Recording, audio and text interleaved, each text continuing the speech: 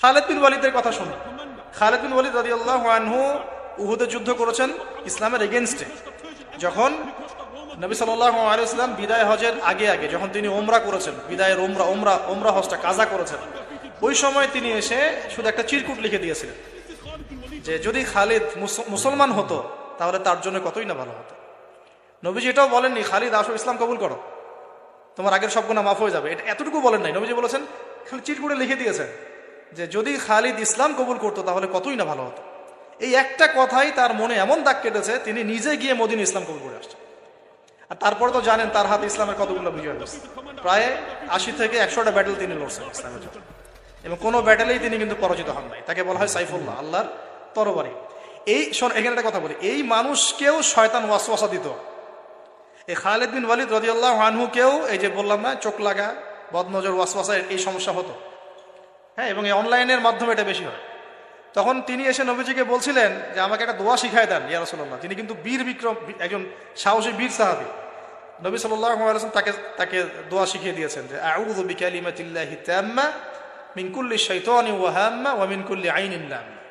একটা জায়গা আছে আউযু বিকালিমাতিল্লাহি তাম্মাতি মিন গদাবিহি ওয়া ইকাবিহি ওয়া শাররি ইবাদিহি ওয়া মিন হামাজাতি শায়াতিন ওয়া আন ইয়াহদুরুন।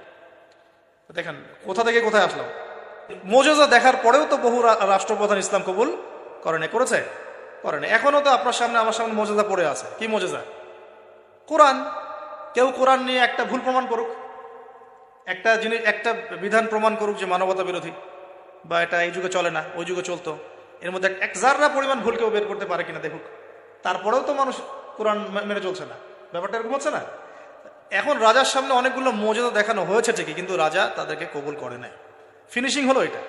এবার এই 3 জনকে শাস্তি দেওয়া হবে। শামউনের আসল রূপ তো প্রকাশ পেয়ে গেছে। এবার শামউনের কি আসল রূপ প্রকাশ পেয়ে গেছে। এবার 3 জনকে শাস্তি দেওয়ার প্ল্যান করা হয়েছে। তখন তারা আল্লাহর কাছে দোয়া করলেন যে আল্লাহ আমাদেরকে এই জালেমের জুলুম থেকে আল্লাহ হেফাজত করে। তো তাদেরকে আটকে রাখা হয়েছে, পাথর নিক্ষেপ করে হত্যা করা হবে, এটা হচ্ছে রায় ওদের।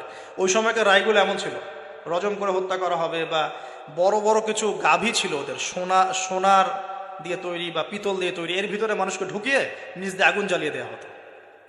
চিন্তা করতে পারেন। তারপরে শুলদণ্ড ছিল, পিছনের রাস্তা দিয়ে লোহা আছে না, পেঁচানো লোহা বাকিয়ে ঢুকিয়ে মাথার মগজ দিয়ে বের করে দেওয়া হতো। এগুলো ছিল শুলদণ্ড। একজন সাহাবী খুবাইব রাদিয়াল্লাহু আনহুকে এইভাবে দণ্ড দিয়ে হত্যা করা হয়েছে। নাউযুবিল্লাহ, সুবহানাল্লাহ। আল্লাহ পাক তাকে জান্নাতের শীর্ষ মর্যাদা দান করুন।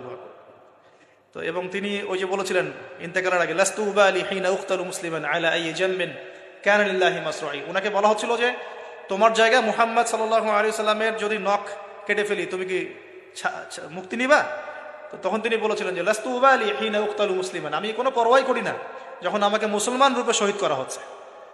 আলা আই জামবিন কানা লিল্লাহি মাসরাই, আমাকে যেদিকেই পাশ ফেরানো হোক না কেন সেটা আল্লাহর জন্যই।